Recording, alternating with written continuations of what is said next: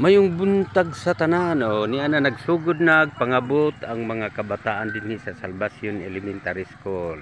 Na daghan kay mao karon ang unang klase sa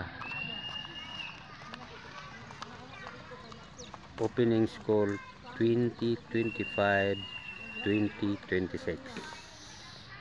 Daghan na nagsugod nagpangabot dinhi. Ang uban to pa dito nagbaklay gikan dito sa ibabaw, ang uban po gikan dito sa ubos. Ni apa po ginikanan diri nga nagbasok kay nagbrigada sakop sa Portis. Ni apa uban nga naghatod sa ilang mga bata nga mga gagmay. Okay, daghan na kayo.